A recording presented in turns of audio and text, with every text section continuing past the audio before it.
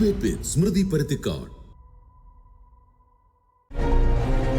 വഖഫ് ബില്ലിൽ മുഖാമുഖമാണ് ഭരണപക്ഷവും പ്രതിപക്ഷവും. മതത്തിന്റെ പേരിൽ രാജ്യത്തെ പൗരന്മാരെ ഭിന്നിപ്പിക്കാനുള്ള ശ്രമമെന്ന പ്രതിപക്ഷവും, ഇത് മുസ്ലിങ്ങളുടെ പള്ളികളുടെ പ്രവർത്തനത്തിൽ ഇടപെടാനുള്ള ശ്രമമല്ല എന്ന് ഭരണപക്ഷവും വാദിക്കുന്നു.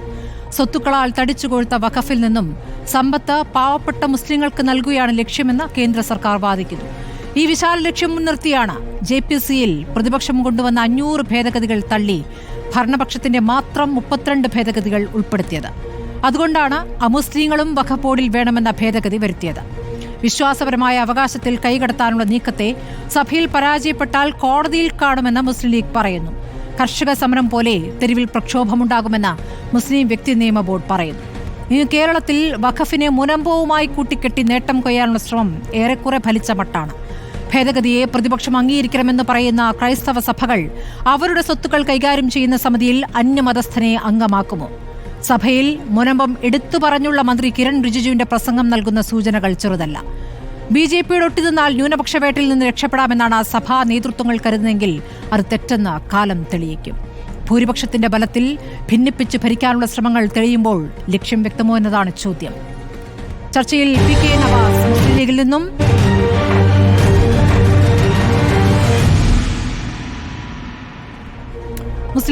PK Navas, advocate KS Arunkumar CPM-ൽ നിന്നും, അഡ്വക്കേറ്റ് VP ശ്രീപത്മനാഭൻ BJP-യിൽ നിന്നും, ഡോക്ടർ മോഹൻ വർഗീസ് രാഷ്ട്രീയ നിരീക്ഷകൻ എന്നിവരാണ് ചർച്ചയിലുള്ളത്. ആദ്യം ഞാൻ BJP പ്രതിനിധിയിലേക്ക് പോവുകയാണ്. അഡ്വക്കേറ്റ് VP ശ്രീപത്മനാഭൻ, മതത്തിന്റെ പേരിൽ രാജ്യത്തെ പൗരന്മാരെ ഭിന്നിപ്പിക്കാനുള്ള ശ്രമമാണ് കേന്ദ്ര സർക്കാർ നടത്തുന്നതെന്ന് ഇപ്പോൾ സഭയിൽ KC വേണുഗോപാൽ പ്രസംഗിച്ചിരിക്കുന്നു. പ്രതിപക്ഷത്തിന്റെ ഒന്നടങ്കം നിലപാടാണ് അത്. എന്താണ് മറുപടി? അല്ല, KC വേണുഗോപാലിൽ നിന്നും ഞാൻ ഒരു മറുപടി പ്രതീക്ഷിച്ചിരുന്നു. അത് ഇതാണ്. ഇന്ന് രാവിലെ ഈ വഖഫ് ബില്ല് അവതരിപ്പിച്ചുകൊണ്ട് കിരൺ റിജിജു നടത്തിയ പ്രസംഗത്തിൽ അയാൾ ഒരു കാര്യം പറഞ്ഞു. അതിൻ്റെ ഇംഗ്ലീഷ് പരിഭാഷ, NDTV-യിൽ വന്ന ഇംഗ്ലീഷ് പരിഭാഷ ഇതാണ്: A case going on since 1970 in Delhi involved several properties including the parliament building. The Delhi Waqf board had claimed these. The case was in court, but then the UPA denotified 123 properties and gave them to the Waqf board. ഈ parliament നിൽക്കുന്ന സ്ഥലം, Indian parliament നിൽക്കുന്ന സ്ഥലം ഉൾപ്പെടെ ഡൽഹിയിലെ 123 സർക്കാർ സമ്പത്തുകൾ ഞങ്ങളുടേതാണ്, വഖഫിൻ്റേതാണ് എന്ന് പറഞ്ഞ് കോടതി 970 മുതൽ കേസ് നടക്കുക. 2013 തെരഞ്ഞെടുപ്പിന് 55 ദിവസം ബാക്കി നിൽക്കെ ഈ 123 സ്വത്തുക്കൾ, ഈ പാർലമെൻറ്റ് ബിൽഡിംഗ് അടക്കം വഖഫിന് ഡീനോട്ടിഫൈ ചെയ്ത് കൊടുത്തു UPA സർക്കാർ. ഇത് കിരൺ റിജിജു പ്രസംഗിച്ചപ്പോൾ ഞാൻ പ്രതീക്ഷിച്ചത് കോൺഗ്രസ് അംഗങ്ങൾ ചാടി എഴുന്നേറ്റ് എതിർക്കുമെന്ന. മിണ്ടിയില്ല. ഞാൻ ഗൗരവ് ഗൊഗോയുടെ പ്രസംഗം കേട്ടു, മറുപടിയില്ല. KC വേണുഗോപാൽ മണിപ്പൂർ, ഛത്തീസ്ഗഡ്, രാജസ്ഥാൻ, മധ്യപ്രദേശ് ഇങ്ങനെ കുറേ സ്ഥലങ്ങളൊക്കെ പറഞ്ഞു. ഇത് പറഞ്ഞില്ല. എന്താ കോൺഗ്രസ്സുകാർക്ക് പറയാൻ? ഈ ചർച്ചയിൽ കഷ്ടകാലത്തിൽ കോൺഗ്രസ് ഇല്ല. ഇന്ത്യയുടെ പാർലമെൻറ്റ് ഉൾപ്പെട്ട സ്ഥലം നിങ്ങൾ 2013 വഖഫിന് ഡീനോട്ടിഫൈ ചെയ്തിരുന്നോ? അറിയണം, ഈ രാജ്യത്തിന് അറിയണം. നിങ്ങൾ ഭരണഘടനയെ വിളിച്ച് കോൺഗ്രസ്സുകാരിങ്ങനെ നടക്കാൻ തുടങ്ങിയിട്ട് കുറച്ച് ദിവസമായി. ഈ രാജ്യത്തിൻ്റെ ഭരണഘടന സംരക്ഷിക്കുന്ന സ്ഥാപനമാണ് പാർലമെൻറ്റ്. ആ പാർലമെൻറ്റ് നിൽക്കുന്ന സ്ഥലം വഖഫാണോ? കോൺഗ്രസ്സുകാർ മറുപടി പറയണം. ഇനി ഞാൻ ഈ നിയമത്തിലേക്ക് വരാം. ഈ നിയമം 2 ഉദ്ദേശങ്ങൾ വെച്ചിട്ടാണ്. ഒന്ന്, തീവട്ടിക്കൊള്ള നടക്കുന്ന വഖഫ് സംവിധാനം, തീവട്ടിക്കൊള്ളയാണ് നടക്കുന്നത്. അതായത് 8,72,000 ഐറ്റം ഭൂമിയുണ്ട്. 8,72,000 ഐറ്റം, അത് എത്രയോ ലക്ഷം ഏക്കറയാണ്. അത് മര്യാദയ്ക്ക് നടത്തിയാൽ ആയിരക്കണക്കിന് കോടി രൂപ വരുമാനം കിട്ടുമെന്ന് സച്ചാർ കമ്മീഷൻ പറഞ്ഞു. കിട്ടുന്നത് എത്ര അറിയോ? 163 കോടി രൂപ. 8,72,000 ഐറ്റത്തിൽ നിന്ന് കിട്ടുന്നത് 163 കോടി രൂപ. ഈ വഖഫ് ബോർഡിൽ നടക്കുന്നത് തീവട്ടിക്കൊള്ളയാണ്. 60% അന്യാധീനപ്പെട്ട് കഴിഞ്ഞു. ഹൈദരാബാദിലെ വഖഫ് ഭൂമിയിൽ മാരിയോട്ട് ഹോട്ടൽ നിൽക്കുക. ഈ വഖഫ് ഭൂമി തുച്ഛമായ വിലയ്ക്ക് മറിച്ചു വിറ്റും വാടകയ്ക്ക് കൊടുത്തും തടിച്ചു കൊഴുത്തത് രാഷ്ട്രീയക്കാരാ, അതിനകത്തിരുന്ന ആൾക്കാർ. പക്ഷേ ഒരു ഭാഗത്ത് അത് നടക്കുമ്പം മറുഭാഗത്ത് 1500 വർഷം പഴക്കമുള്ള തിരുത്തൻതുറയിലെ ക്ഷേത്രം, ഞാൻ മുനമ്പത്തേക്ക് പോകുന്നതിന് മുമ്പ്, ഞാൻ കോഴിക്കോട്ടാണല്ലോ, അങ്ങ് എറണാകുളം എത്തുന്നതിന് മുമ്പെയാണ് മലപ്പുറത്ത് വേങ്ങരയിൽ കുന്നുംപുറത്ത് അറക്കൽ തമ്പുരാട്ടിക്കാവ് ഭൂമി നഷ്ടപ്പെട്ടിരിക്കുക. 30 കൊല്ലമായി കേസ് നടത്തുക. ഇങ്ങനെ ഈ രാജ്യത്ത് ഗുരുദ്വാരകൾ, ക്ഷേത്രങ്ങൾ ഗവൺമെൻറ് ഓഫ് ഇന്ത്യയുടെ കണക്ക് പ്രകാരം 40,900 കേസുകളാണ് വഖഫുമായി ബന്ധപ്പെട്ടത് കോടതികളിലുള്ളത്. അതിൽ 9,000 കേസാണ് മുസ്ലിങ്ങളുമായിട്ടുള്ളത്. ബാക്കി 31,000 കേസും അമുസ്ലിങ്ങളായിട്ടാണ്. 31,000 കേസും അമുസ്ലിം. ഇന്ത്യൻ ഗവൺമെൻറ്റിൻ്റെ എക്സ്പ്ലെയിനർ എൻ്റെ കൈവശമുണ്ട്. അപ്പോൾ ഇങ്ങനെ ഒരു ഭാഗത്ത് ഒരു കൈ കൊണ്ട് മറ്റുള്ളവൻ്റെ ഭൂമി വെട്ടിപ്പിടിക്കുക, അത് പാവപ്പെട്ട മത്സ്യത്തൊഴിലാളികളുടെ ആവട്ടെ, ഇസ്ലാം ഉണ്ടാവുന്നതിന് മുമ്പ് നിർമ്മിക്കപ്പെട്ട ക്ഷേത്രമാവട്ടെ. തിരുച്ചെന്തുറയിലെ ക്ഷേത്രത്തിന് ഇസ്ലാമിനേക്കാൾ പഴക്കമുണ്ട്. ആ ഗ്രാമം മുഴുവൻ വഖഫാണെന്നാണ് പറയുന്നത്.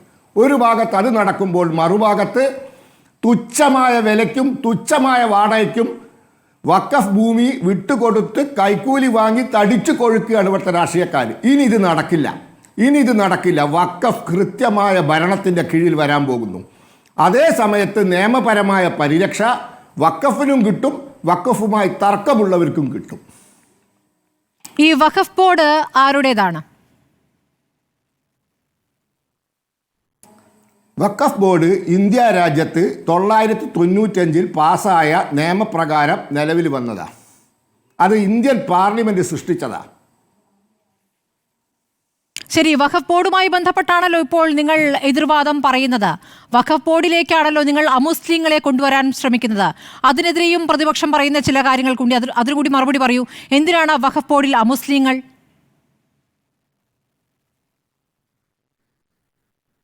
സുപ്രീം കോടതിയുടെ റിട്ടയർഡ് ജഡ്ജിമാർ, ഇന്ത്യ ഗവൺമെൻറ്റിൻ്റെ കേരള ഗവൺമെൻറ്റിൻ്റെ സീനിയർ IAS ഉദ്യോഗസ്ഥന്മാർ, പാർലമെൻറ്റ് അംഗങ്ങൾ, MLA മാർ, ഇവരൊക്കെയാണ് വരുന്നത്.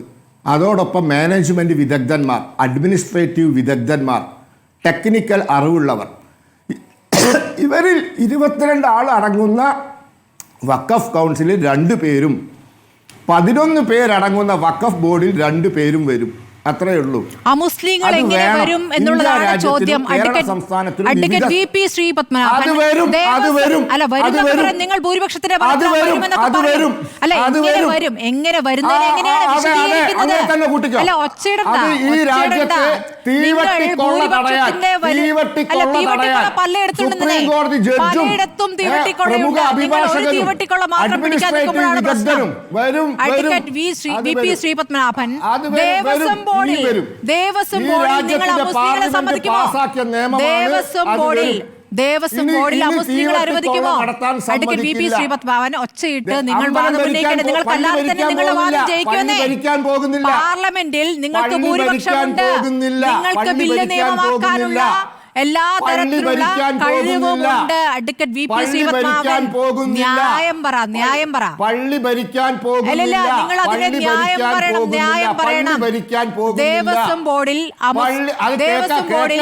അഹിന്ദുക്കൾ ഉണ്ടാകുമോ? പള്ളി ഭരിക്കാൻ പോകുന്നില്ല. അതിന്റെ ന്യായം ഇതാണ്. അല്ലല്ല, അതിന് ന്യായമതല്ല. ദേവസ്വം ബോർഡിൽ നിങ്ങൾക്ക് ഒരു അഹിന്ദുവിനെ അംഗീകരിക്കാൻ പറ്റുമോ ഇല്ലയോ? ഞാൻ പറയുന്നത് കേക്ക്. രണ്ടും രണ്ടാണ്. പള്ളി ഭരിക്കാൻ പോകുന്നില്ല. മുട്ടാവലിയാണ് വഖഫിന്റെ മാനേജർ. മുട്ടാവലി അല്ലാണ്ട് വഖഫ് ബോർഡിന് സൂപ്പർവൈസറി അധികാരമേ ഉള്ളൂ. വഖഫ് കൗൺസിലിനും പള്ളി ഭരിക്കാൻ പോകുന്നില്ല. പള്ളി ഉൾപ്പെടാത്ത അള്ളാവിന്റെ പേരിൽ ചാരിറ്റിക്ക് വേണ്ടി നീക്കി വെച്ച സ്വത്തിന്റെ സൂപ്പർവിഷൻ, അതിന്റെ മാനേജർ മുട്ടാവല്ലിയ. അവിടേക്ക് ആരും പോകുന്നില്ല. അതിന്റെ സൂപ്പർവിഷൻ. കാരണം ഇന്ത്യ രാജ്യത്ത് ഇവിടെ തീവട്ടിക്കൊള്ള നടക്കുന്നുണ്ട്. ഒരു സംശയമില്ല. ശ്രീപത്മനാഭൻ, തീവട്ടിക്കൊള്ള പലയിടത്തും നടക്കുന്നുണ്ട്. സർക്കാർ അവിടേക്കൊന്നും വരുന്നില്ല. സർക്കാർ നിങ്ങൾ പ്രത്യേക സ്ഥലത്ത് കടന്ന് കറങ്ങിയാണല്ലോ. ആ കറക്കത്തെ കുറിച്ചാണ് ചോദ്യം. എല്ലാ സ്ഥലത്തും വരും. ശരി. PK നവാസ്, ഇപ്പോൾ ഈ വഖഫ് ബോർഡിന്റെ പേര് പറഞ്ഞ് നിങ്ങൾ തീവട്ടിക്കൊള്ള നടത്തുന്നു. ആ കൊള്ള തടയാനുള്ള സർക്കാരിന്റെ ശ്രമമാണ്. ഇന്നിപ്പോൾ കേന്ദ്രമന്ത്രി പാർലമെന്റിൽ പറയുന്ന ഒരു കാര്യം, വഖഫ് ഇങ്ങനെ പണക്കൊഴുപ്പിൽ ഇങ്ങനെ തടിച്ചു കൊഴുക്കുകയാണ്, പക്ഷേ സാധാരണ പാവപ്പെട്ട മുസ്ലിങ്ങൾക്ക് അതിൻ്റെ ഒരു പങ്കും ലഭിക്കുന്നില്ല. അപ്പോൾ ദരിദ്രരായ മുസ്ലിങ്ങളെ സഹായിക്കാൻ കൂടിയാണ് ഇതിലുള്ള സർക്കാരിൻ്റെ ഇടപെടൽ എന്നാണ് പറയുന്നത്. നിങ്ങൾ പാർലമെന്റ് മന്ദിരത്തിന് പോലും അവകാശവാദം ഉന്നയിക്കുന്നു വഖഫിന്റെ പേരിലെന്ന്. അതും UPA സർക്കാർ എഴുതി കൊടുക്കാനുള്ള ശ്രമം ഉണ്ടായത് ഇപ്പോൾ കോടതിയിലാണ്. ഇതാണ് കിരൺ റിജിജു ആവർത്തിച്ച് പറഞ്ഞത്. അതിന് പാർലമെന്റിൽ പ്രതിപക്ഷത്തിന് മറുപടി ഉണ്ടായിരുന്നില്ല എന്നുള്ള വാദം കൂടിയാണ് ഇപ്പോൾ ശ്രീപത്മനാഭൻ എടുത്തു പറയുന്നത്. നവാസ്. ശ്രീമതി സ്മൃതി, ശ്രീപത്മനാഭൻ്റെ സംസാരത്തിലെ ധിക്കാരത്തിൻ്റെ ഒരു ഭാഷ അത് മലയാളി കേൾക്കുന്നുണ്ട്.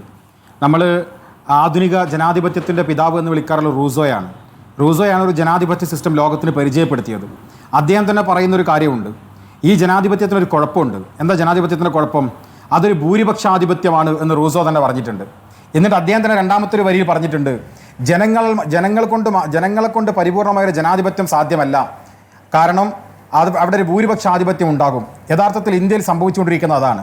ലോകത്ത് താരതമ്യേന ജനപ്രിയമായ ഒരു ഭരണ സംവിധാനമാണ് ജനാധിപത്യം എന്ന നിലയ്ക്ക്. ആ ജനാധിപത്യം ഉൾക്കൊണ്ട ഒരു രാജ്യമാണ് ഇന്ത്യ. ആ ഇന്ത്യക്കകത്ത് ഭൂരിപക്ഷാധിപത്യം, അവർക്ക് ജനാധിപത്യത്തിനകത്ത് ഭൂരിപക്ഷം നേടിയവരുടെ ഭൂരിപക്ഷാധിപത്യത്തിൻ്റെ പേരിൽ സ്വന്തമായി ധിക്കാരത്തിൻ്റെ ഭാഷയിൽ പാർലമെൻറ്റുകളിൽ നിയമങ്ങൾ പാസ്സാക്കുകയും രാജ്യത്തിൻ്റെ ഭരണഘടനയെപ്പോലും നോക്കുകുത്തിയാക്കിക്കൊണ്ട് മുന്നോട്ട് പോകാൻ ശ്രമിക്കുകയും ചെയ്യുന്നതാണ് ഈ വഖഫ് ബില്ലിൽ നിന്ന് നമ്മൾ കാണുന്നത്. നമുക്കറിയാം, സ്വന്തം സംസ്ഥാനത്തെ തൻ്റെ ജനങ്ങളെ കൊന്നു തിന്ന ഒരാൾ രാജ്യത്തിൻ്റെ പ്രധാനമന്ത്രിയാകുമ്പോൾ ഇതിനേക്കാൾ മാന്യമായൊരു ഭരണം ഇന്ത്യയിലെ ജനാധിപത്യ ന്യൂനപക്ഷം പ്രതീക്ഷിച്ചിട്ടില്ല.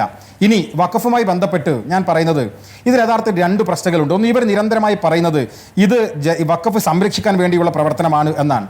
വഖഫ് സംരക്ഷിക്കാൻ, വഖഫ് സ്വത്തുക്കൾ ആരൊക്കെയോ കൈയേറ്റം ചെയ്യപ്പെടുന്നു, ആരൊക്കെയോ അത് തിന്നുകളയുന്നു, അത് വിറ്റ് തുളച്ച് കളയുന്നു. അതുകൊണ്ട് അത് സംരക്ഷിക്കാനുള്ള ശ്രമമാണ് ഞങ്ങൾ നടത്തുന്നത്. ആദ്യത്തെ എൻ്റെ ചോദ്യം, എവിടെ നിന്നാണ് നിങ്ങൾക്ക് ഈ വഖഫ് നഷ്ടപ്പെടുന്നതുമായി ബന്ധപ്പെട്ട കണക്കുകൾ നമുക്ക് മുൻപിലുണ്ട്? വഖഫ് ബോർഡിൻ്റെ, ആൾ ഇന്ത്യ പേഴ്സണൽ ലോ ബോർഡിൻ്റെ കണക്കുകളുണ്ട്. ഏകദേശം 117 സ്ഥാപനങ്ങൾ നിലവിൽ ഭീഷണി നേരിട്ടുകൊണ്ടിരിക്കുന്നു എന്ന് പറയുന്നുണ്ട്. ഇതിൻ്റെയൊക്കെ കണക്കുകളെടുത്ത് പരിശോധിച്ചാൽ ഇത് നഷ്ടപ്പെട്ടു പോകുന്നത് എവിടേക്കാണ്? ആരാണ് ഇത് കൈവശം വെച്ചിരിക്കുന്നത്? അതേക്കുറിച്ചൊരു പരിശോധനയോ ഒരു റിപ്പോർട്ടോ രാജ്യത്തിൻ്റെ കയ്യിലുണ്ടോ? ഈ നിയമം കൊണ്ടുവരുമ്പോൾ ഇതിൻ്റെ ഏറ്റവും വലിയ സ്റ്റേക്ക് ഹോൾഡേഴ്സ് ആരാണ്? വഖഫ് എന്ന് പറയുന്നത് നമുക്കറിയാം, അത് മുസ്ലിം സമുദായവുമായി ബന്ധപ്പെട്ടതാണ്. സ്വാഭാവികമായി മുസ്ലിം സമുദായമാണ് അതിൻ്റെ ഏറ്റവും വലിയ സ്റ്റേക്ക് ഹോൾഡർ എന്ന് പറയുന്നത്.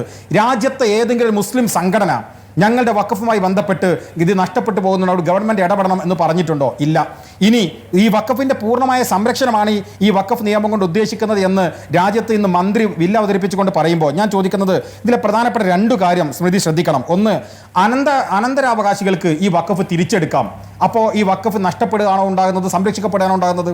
എൻ്റെ പൂർവ്വപിതാക്കന്മാർ സംഭാവന ചെയ്ത ഈ വഖഫ് സ്വത്തുക്കൾ, ബിൽഡിങ്ങുകളോ കെട്ടിടമോ സ്ഥലമോ, അത് തിരിച്ചെടുക്കാമെന്ന് പറഞ്ഞാൽ വഖഫ് സ്വത്ത് നഷ്ടമാണോ സംഭവിക്കുന്നത്, അതോ അതിൻ്റെ സംരക്ഷണമാണോ ഈ ബില്ല് കൊണ്ട് സംഭവിക്കുന്നത്? രണ്ടാമത്തെ കാര്യം, തർക്കത്തിൽ നിൽക്കുന്ന ഒരു ഭൂമി ഉണ്ടെങ്കിൽ, ആ തർക്കത്തിൽ ഭൂമി നിൽക്കുമ്പോൾ ആ ഭൂമി ഗവൺമെൻറ്റുമായാണ് തർക്കമെങ്കിൽ അതിൽ ആരാണ് തീർപ്പ് കൽപ്പിക്കേണ്ടത്? അത് കളക്ടറോ ഗവൺമെൻറ് തന്നെ നിശ്ചയിക്കപ്പെടുന്ന ഒരാളോ ആണ്.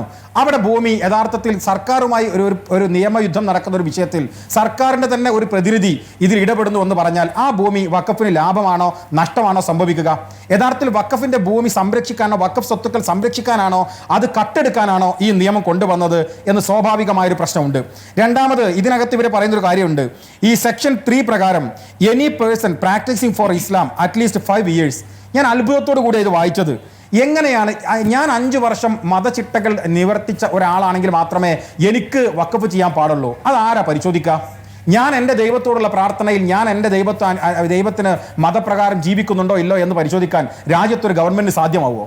ഏതെങ്കിലും പാരാമീറ്റർ വെച്ച് അളക്കാൻ സാധിക്കുമോ? പരമവിഡിത്തമല്ല ഈ നിയമത്തിനകത്ത് അവർ എഴുതി വെച്ചൊരു കാര്യം. അതുപോലെ തന്നെ പറയുന്ന മറ്റൊരു കാര്യമുണ്ട്. ഈ സെക്ഷൻ 4 അവർ എഴുതി വെക്കുന്നൊരു കാര്യം, സർക്കാരിനൊരു വാദം ഉന്നയിക്കുകയാണ്. ഒരു ഭൂമിയിൽ തർക്കം ഉണ്ടാവുകയാണ്. ആ തർക്കം ഉണ്ടായാൽ പിന്നെ എന്താണ്? ആ തർക്കത്തിൽ പരിഹാരം കാണും. നേരത്തെ പറഞ്ഞ കളക്ടറോ ആരെങ്കിലും കാണും. ഒരു വെള്ള പേപ്പറിൽ ഒരു പേര് എഴുതി കൊടുത്താൽ, ഒരു പരാതി എഴുതി കൊടുത്താൽ ഏത് ഭൂമിയിൽ തർക്കം ഉണ്ടാവില്ലേ? വഖഫ് എന്ന് പറയുന്നതിൻ്റെ ഏറ്റവും പ്രധാനപ്പെട്ട കാരണം അതിൻ്റെ സംരക്ഷണമാണ് ഈ നിയമം കൊണ്ട് നിങ്ങൾ ഉദ്ദേശിക്കുന്നതെങ്കിൽ, ഇന്ന് മന്ത്രി പറഞ്ഞതും അതാണെങ്കിൽ, നിയമത്തിനകത്ത് എഴുതിയത് ഈ വഖഫ് സ്വത്തുക്കൾ എൻക്രോച്ച് ചെയ്യാൻ, അത് കട്ടെടുത്ത് കൊണ്ടുപോകാൻ കഴിയും വിധം ഈ നിയമത്തെ നിങ്ങൾ തകർത്തിരിക്കുന്നു എന്നതാണ് ഏറ്റവും പ്രധാനപ്പെട്ട ഒരു കാര്യം. ഞാൻ രണ്ടാമതായ ഒരു കാര്യം പറയുന്നത്, ഒരു മുസ്ലിം കമ്മ്യൂണിറ്റിയുടെ ഒരു പ്രശ്നം മാത്രമായിട്ടല്ല നിങ്ങൾ ഇതിനെ കാണേണ്ടത്. ഇത് യഥാർത്ഥത്തിൽ ആന്റി കോൺസ്റ്റിറ്റ്യൂഷണൽ ആണ് ഈ നിയമം എന്ന് പറയുന്നത്. രാജ്യത്തിൻ്റെ ന്യൂനപക്ഷാവകാശം 25 മുതൽ 30 വരെയുള്ള അവകാശങ്ങളുടെ ആർട്ടിക്കിൾ 26 മുതൽ 25 25 മുതൽ ആർട്ടിക്കിൾ 30 വരെയുള്ള ന്യൂനപക്ഷ അവകാശങ്ങളുടെ മകൾ ഒരു കടന്നുകയറ്റമാണ് യഥാർത്ഥത്തിൽ ഈ ബില്ല് ചെയ്തുകൊണ്ടിരിക്കുന്നത്. അതാണ് KC വേണുഗോപാൽ ഇന്ന് തുടക്കത്തിൽ തന്നെ പറഞ്ഞു വെച്ചത്. ഇത് നിയമസഭ പാർലമെന്റിനകത്ത് ബുൾഡോസറിംഗ് നടത്തുകയാണ് എന്ന് പറഞ്ഞത് വളരെ കൃത്യമാണ്. എന്ന് വെച്ചാൽ ഈ രാജ്യത്ത് ഞങ്ങളുടെ ഭൂരിപക്ഷം ഉപയോഗിച്ച് ഭരണഘടനയെ മറികടന്നും ഞങ്ങൾ നിയമമുണ്ടാക്കും. ഇതുപോലെ നിയമം ഉണ്ടാക്കിയിരുന്നു. അത് NRC CAയുമായി ബന്ധപ്പെട്ടാണ്. നിങ്ങൾക്ക് ഭൂരിപക്ഷമുണ്ട്, ഇതിനേക്കാൾ ഭൂരിപക്ഷമുള്ള പാർലമെന്റിൽ നിങ്ങൾ ബില്ല് അവതരിപ്പിച്ചിരുന്നു എന്ന് കരുതി ഇന്ത്യ ഒലിച്ചുപോയോ? ഇന്ത്യയിലെ ഈ സമുദായങ്ങൾ ഭയപ്പെട്ട് പിന്മാറുകയോ അല്ല ചെയ്തത്. രാജ്യത്തിന് നീതിപീഠത്തിന് മുന്നിൽ ചെന്ന് ഞങ്ങളുടെ പരാതി പറയുകയും അത് ബോധ്യപ്പെടുത്തുകയും നീതിപീഠത്തിന്റെ വ്യവഹാരത്തിൽ നിൽക്കുകയും ചെയ്യണം. 4 വർഷം മുൻപ് നിങ്ങൾ പാസാക്കിയ നിയമം ഇന്ന് നീതിപീഠത്തിന്റെ വ്യവഹാരത്തിന് മുമ്പിൽ പിടിച്ചുകെട്ടാൻ കഴിയുന്നുണ്ട് എങ്കിൽ ഞങ്ങൾ നിർഭയം പറയുന്നു, ഈ രാജ്യത്തെ വഖഫ് സ്വത്തുക്കൾ അങ്ങനെ BJPക്ക് താല്പര്യമുള്ളവർക്കോ അടിച്ചു കൊണ്ടുപോകാൻ കഴിയും വിധത്തിലേക്ക് ലൂക്കുകളുള്ള ഒരു നിയമപരിഷ്കാരം കൊണ്ടുവന്ന് ഈ സ്വത്തുക്കൾ കൈയടക്കാമെന്ന് BJPയോ ബന്ധപ്പെട്ടവരോ കരുതുന്നുവെങ്കിൽ കൃത്യമായി പറയുന്നു, ഞങ്ങൾ ഇനിയും പ്രതീക്ഷ കൈവിടാത്തവരാണ്. രാജ്യത്തെ വഖഫ് സ്വത്തുമായി ബന്ധപ്പെട്ട് ജീവിക്കുന്ന സമൂഹങ്ങൾ എന്ന് പറയുന്നവർ അവർ രാജ്യത്തിൽ വിശ്വസിക്കുന്നവരാണ്. രാജ്യത്തിന്റെ ഭരണഘടനയെ നിങ്ങൾ തകർക്കാൻ ശ്രമിക്കുമ്പോൾ അതേ ഭരണഘടന ഉപയോഗിച്ചുകൊണ്ട് നീതിപീഠത്തിന് മുമ്പിൽ ഇത് ചോദ്യം ചെയ്യപ്പെടാൻ കഴിയുമെന്ന ആത്മവിശ്വാസത്തിലാണ് ഈ ചർച്ച നടന്നുകൊണ്ടിരിക്കുമ്പോഴും ഇത് ബില്ലിൽ പാസ്സായി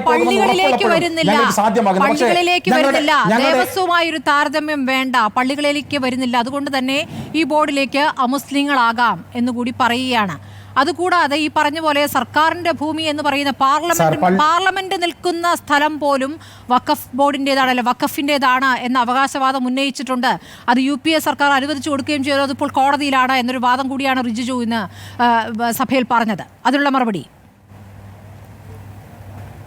അല്ല, ഞാൻ പറയുന്നത് അത്തരത്തിൽ വഖഫുമായി ബന്ധപ്പെട്ട് എവിടെയെങ്കിലും തർക്കങ്ങൾ ഉണ്ടെങ്കിൽ അത് പരിഹരിക്കാൻ വഖഫ് ട്രൈബ്യൂണൽ ഉണ്ടല്ലോ.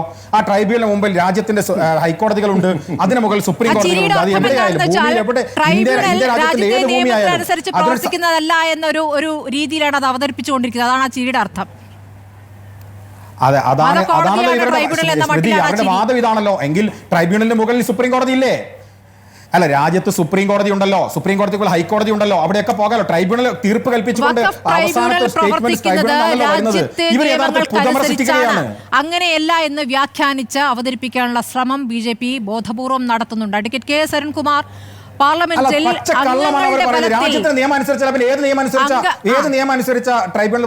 മത നിയമം എന്ന മട്ടിലാണ് അത് വ്യാഖ്യാനിക്കുന്നത്. രാജ്യത്തിന് നിയമം അനുസരിച്ചാൽ പിന്നെ ഏത് നിയമം അനുസരിച്ചാണ്? അല്ല, അത് അവരുടെ നറേഷനുകളല്ലേ. ഞാൻ ചോദിക്കട്ടെ, ഇപ്പോ രാജ്യത്തിന്റെ നിയമം അനുസരിച്ചല്ലെങ്കിൽ ഞാൻ കൃത്യമായി ചോദിക്കുന്നു, ഇന്ന് രാജ്യം നിലനിൽക്കുന്ന അതെ ഞാൻ പറയുന്ന ശരി BJP ഉണ്ടാക്കുന്ന നറേഷൻ ഇത് ഈ പറയുന്ന ട്രൈബ്യൂണലുകൾ പ്രവർത്തിക്കുന്നത് രാജ്യത്തിന്റെ നിയമം അനുസരിച്ചൊന്നല്ല, പിന്നെയോ അതൊരു മുസ്ലിം നിയമം അനുസരിച്ചാണ്. അങ്ങനെയല്ല, രാജ്യത്തിന്റെ നിയമത്തിന് വിധേയപ്പെട്ടുകൊണ്ട് തന്നെ രാജ്യത്തെ മുസ്ലിങ്ങൾക്ക് നൽകിയ അവകാശങ്ങൾ സംരക്ഷിക്കാൻ അവർക്ക് സാധ്യമാകും. അത് ഭരണഘടനാ അവകാശങ്ങളാണ്. അല്ലാതെ മുസ്ലിങ്ങൾക്ക് പ്രത്യേകമായ ഒരു നിയമം ഉണ്ടാക്കിയിട്ടല്ല ട്രൈബ്യൂണൽ കൈകാര്യം ചെയ്യുന്നത്. ഇനി ട്രൈബ്യൂണൽ പരാതി ഉണ്ടെങ്കിൽ രാജ്യത്തിന്റെ സുപ്രീം കോടതിയും ഹൈക്കോടതിയും ഈ പറയുന്ന ട്രൈബ്യൂണലിന്റെ മുകളിലാണല്ലോ, അതിന് മുകളിൽ അപ്പീലിന് പോകാനോ അവിടെ തടസ്സമൊന്നുമില്ലല്ലോ. ഇത് വെറുതെ ഇവർ ഇല്ലാത്ത നുണകൾ ഉണ്ടാക്കി, കള്ളത്തരങ്ങൾ ഉണ്ടാക്കി, ജനങ്ങൾ കൺഫ്യൂഷൻ ഉണ്ടാക്കുകയാണ്.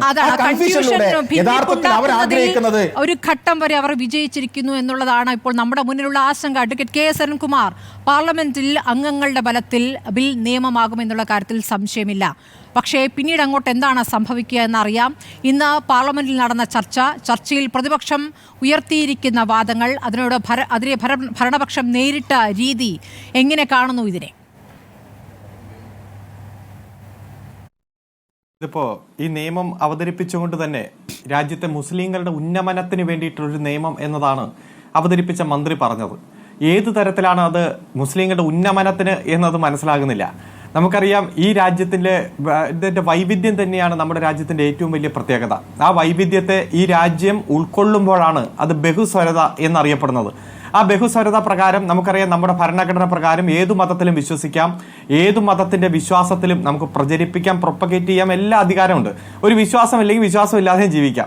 ആർട്ടിക്കിൾ 25, 26 പ്രകാരം ഒരു മതസ്വാതന്ത്ര്യത്തിന്റെ ഭാഗമായി ചെയ്യുന്ന നിരവധി കാര്യങ്ങൾ, അത് ഫണ്ടമെന്റൽ റൈറ്റ് ആണല്ലോ. ഇപ്പോൾ വഖഫ് നിയമം പാർലമെന്റ് പാസ്സാക്കിയതാണ്, അതിന്റെ കോൺസ്റ്റിറ്റ്യൂഷൻ എല്ലാം അതിന്റെ ഭാഗമായിട്ടുള്ളതാണ്.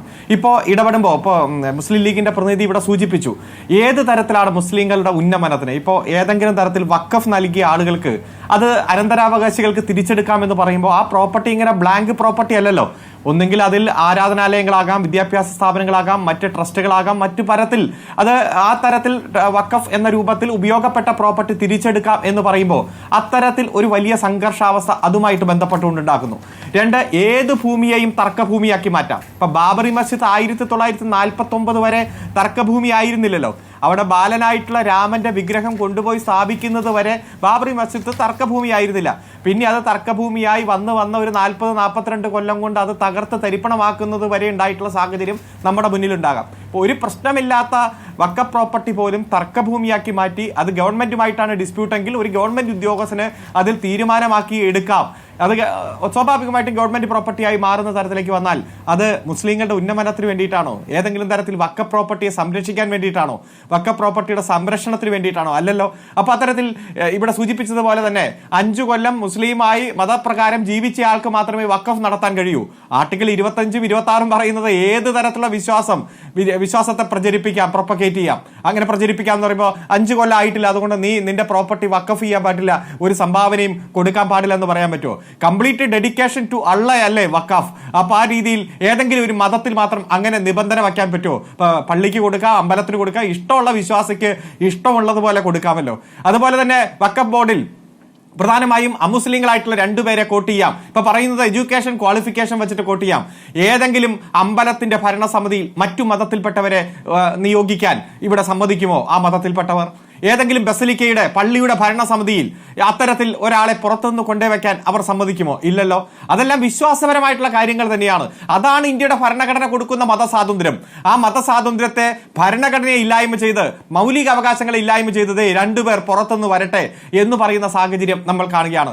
സെക്ഷൻ 109 വഖഫ് ആക്ടിലെ 109 പ്രകാരം സംസ്ഥാന ഗവൺമെന്റുകൾക്ക് റൂളുകൾ നിർമ്മിക്കാം, ഇടപെടാം. ആ അധികാരങ്ങളെല്ലാം ഇല്ലായ്മ ചെയ്തു, ഒമിറ്റ് ചെയ്ത് കളഞ്ഞു. എല്ലാം അധികാരം, അതായത് ഫെഡറലിസത്തെ തന്നെ തകർത്തുകൊണ്ട് മുന്നോട്ട് പോകുന്നു. ഇത്തരത്തിൽ ഏകപക്ഷീയമായിട്ടുള്ള ഈ നീക്കങ്ങൾ നടത്തുന്നത് ഏതെങ്കിലും മുസ്ലിം കമ്മ്യൂണിറ്റിയെ സഹായിക്കാനോ വഖഫ് പ്രോപ്പർട്ടിയുടെ സംരക്ഷണത്തിനോ വേണ്ടിയിട്ടല്ല. ഏതെങ്കിലും വഖഫ് അന്യാധീനപ്പെട്ടു പോകുന്നു, അനധികൃതമായി കൈവശം വയ്ക്കുന്ന പ്രശ്നങ്ങളുണ്ടെങ്കിൽ അതിനെ അഡ്രസ്സ് ചെയ്യാൻ ഈ നിയമത്തിൽ തന്നെ അതിൻ്റെതായിട്ടുള്ള വകുപ്പുകളുണ്ട്. അല്ലെങ്കിൽ ആ നിയമം ശക്തിപ്പെടുത്താൻ ഏതെങ്കിലും തരത്തിലുള്ള നിർദ്ദേശങ്ങളാകാം. പക്ഷേ ഈ നിയമത്തിന്റെ അന്തസ്സത്തെ തന്നെ തകർക്കുന്ന, അടിസ്ഥാനപരമായിട്ടുള്ള കാര്യങ്ങൾ വരെ തകർക്കുന്ന ഇടപെടൽ നടത്തുന്നത് ഈ രാജ്യത്തിന്റെ ന്യൂനപക്ഷം എന്നുള്ള ആ അസ്തിത്വം തന്നെ ഇല്ലാതാക്കാൻ വേണ്ടിയിട്ടാണ്. ഇന്ന് മുസ്ലിങ്ങളാണെങ്കിൽ നാളെ ക്രിസ്ത്യാനി ആയിരിക്കും, നാളെ മറ്റേതെങ്കിലും ന്യൂനപക്ഷമായി മാറും. സഭകൾ മനസ്സിലാക്കുന്നുണ്ടോ എന്ന കാര്യം സംശയമാണ്. കാരണം ബില്ലിനെ പിന്തുണയ്ക്കണം എന്നാണ് ഇവിടെ സഭാ നേതൃത്വം ആവശ്യപ്പെട്ടിരിക്കുന്നത്. അതാണ് നാളെ അവരിലേക്ക് എത്തുന്നു എന്നുള്ള യാഥാർത്ഥ്യം അവരെത്രത്തോളം തിരിച്ചറിയുന്നുണ്ട് എന്നുള്ള കാര്യം പ്രധാനമാണ്. ഇതുപോലെ സഭയിൽ കെ സി വേണുഗോപാൽ ഈ പറഞ്ഞ കാര്യവുമായി ബന്ധപ്പെട്ട് പറഞ്ഞ കാര്യം, വൈഷ്ണോ ദേവി ക്ഷേത്ര നിയമപ്രകാരം ലഫ്റ്റനന്റ് ഗവർണറാണ് ക്ഷേത്രത്തിന്റെ ചെയർമാൻ. ലഫ്റ്റനന്റ് ഗവർണർ ഹിന്ദുവല്ല എങ്കിൽ മറ്റൊരാളെ, അതായത് മറ്റൊരു ഹിന്ദുവിനെ നാമനിർദ്ദേശം ചെയ്യണമെന്നാണ് വ്യവസ്ഥ. അപ്പോൾ അതിലൊക്കെ ആ വ്യവസ്ഥ കൃത്യമായി പാലിക്കപ്പെടുകയും അത് പള്ളിയല്ല എന്ന് പറഞ്ഞുകൊണ്ട് ഈ വഖഫിന്റെ കാര്യത്തിൽ അമുസ്ലിങ്ങളും വരട്ടെ, അത് സർക്കാർ വിഷയം എന്ന രൂപത്തിൽ വ്യാഖ്യാനിക്കുകയും ചെയ്യുന്നിടത്താണ് മുഴുവൻ ദുരുദ്ദേശവും വ്യക്തമാകുന്നത്. തിരിച്ചെത്താം.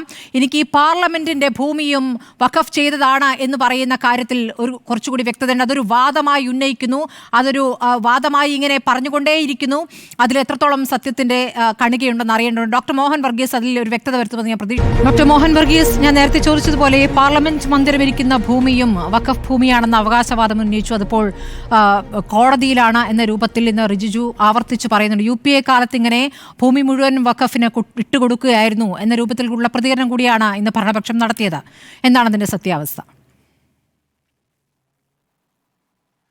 ഏറ്റവും വൈകാരികമായ ഒരു പ്രതികരണമാണത്. തീർച്ചയായും ന്യൂനപക്ഷകാര്യമന്ത്രി കിരൺ റിജ്ജുവിനെ സംബന്ധിച്ചിടത്തോളം ഇതിനെ വൈകാരികവൽക്കരിക്കുക എന്നൊരു ഉദ്ദേശം തീർച്ചയായിട്ടും അതിന് പിന്നിലുണ്ട്. തങ്ങൾ ഇരുന്ന് ഡിബേറ്റ് ചെയ്യുന്ന ഈ ഫ്ലോർ ദ ഹൗസ് തന്നെ തർക്ക പ്രദേശമായി ഒരുപക്ഷെ വരാം എന്നാണ്. ഇപ്പോൾ തർക്ക പ്രദേശമാണ് എന്ന് പറയുന്നില്ല. കിരൺ റിജ്ജു പറഞ്ഞ വാക്കുകൾ കുറച്ചുകൂടി ശ്രദ്ധിച്ചാൽ മനസ്സിലാകും. നാളെ ഒരുപക്ഷെ ഇതും അതുപോലെ പാലം, വിമാനത്താവളം ഇതെല്ലാം തന്നെ വഖഫിൻ്റെ പ്രോപ്പർട്ടിയായി പരിഗണിക്കപ്പെടാനുള്ള സാധ്യത തള്ളിക്കളയാനാവില്ല എന്നതാണ്. അതിനുള്ള അടിസ്ഥാനം എന്ന് പറയുന്നത് മുൻകാലങ്ങളിൽ ഇതേക്കുറിച്ച് ചില നിഗമനങ്ങളുണ്ടായി, ചില നിർദ്ദേശങ്ങളുണ്ടായി. പക്ഷേ അതേക്കുറിച്ച് കാര്യമായ ധാരണകളൊന്നും തന്നെ ഉണ്ടായില്ല. പാർലമെൻറ്റ് മന്ദിരം എൻ്റെ അറിവിൽ തർക്കഭൂമിയല്ല. ഇതുവരെ അതേക്കുറിച്ചൊരു വ്യവഹാരവും നടന്നിട്ടുള്ളതായി അറിയില്ല. അതേക്കുറിച്ച് വാദഗതികളുണ്ടായ മുൻകാലങ്ങളിൽ ശ്രദ്ധിച്ചിട്ടുണ്ട്. പക്ഷേ അതേക്കുറിച്ച് തർക്കങ്ങളോ സുപ്രീം കോടതിയിൽ കേസോ ഒന്നും തന്നെ ഉണ്ടായിട്ടില്ല. അതുകൊണ്ട് അത് ക്ലീനാണ്. പക്ഷേ വേണമെങ്കിൽ വാദത്തിന് വേണ്ടി പറയാം, മുൻകാലങ്ങളിലേക്ക് നമ്മൾ നുള്ളിയിട്ടാൽ മുഗൾ ചക്രവർത്തിമാരും അതിനു മുൻപുള്ള ഖിൽജിമാരും അല്ലെങ്കിൽ തുഗ്ലക്കുമാരും എല്ലാം തന്നെ ഭരിച്ചിരുന്ന സമയത്ത് ഡൽഹിയിൽ പല പ്രദേശങ്ങളും ഒരുപക്ഷെ വഖഫ് ചെയ്തിട്ടുണ്ടാവാം. കാരണം ഇസ്ലാം മതത്തിന് 1000-ലധികം വർഷത്തെ പഴക്കമുണ്ട് ഇന്ത്യയിൽ. അപ്പോൾ ആ കാലഘട്ടത്തിലൊക്കെ ഭൂമി കൈമാറ്റം ചെയ്തത് ഏത് രൂപത്തിലാണ് എന്ന മുൻകാല ഡീഡുകൾ എടുത്തു നോക്കുകയാണെങ്കിൽ ഒരുപക്ഷെ വാദത്തിന് വേണ്ടി ഇതൊരുപക്ഷെ പല ഡൽഹിയുടെ കണ്ണായ പല സ്ഥലങ്ങളും മുസ്ലിം ഭരണാധികാരികളോ അവരുടെ കൈവശമുണ്ടായിരുന്നതോ ആയ കാര്യങ്ങൾ 123 പ്രധാനപ്പെട്ട കെട്ടിടങ്ങൾ എന്നാണ് പറഞ്ഞത്. 123 പ്രധാനപ്പെട്ട കെട്ടിടങ്ങൾ എന്നാണ് പറഞ്ഞത് റിജിജു. അതിലൊന്നാണ് പാർലമെന്റ് എന്ന് കിരൺ റിജിജു കൃത്യമായി പറയുന്നില്ല. 123 കെട്ടിടങ്ങളിൽ വിമാനത്താവളവും പാർലമെന്റും വരുന്നുണ്ടോ എന്നതാണ് ഇവിടുത്തെ ചോദ്യം. 123 കെട്ടിടങ്ങളുണ്ട്. പക്ഷേ അതിൽ പാർലമെന്റ് വന്നിട്ട് ഒരു തർക്ക വിഷയമായി ഇതുവരെ ഉയർന്നു വന്നിട്ടില്ല.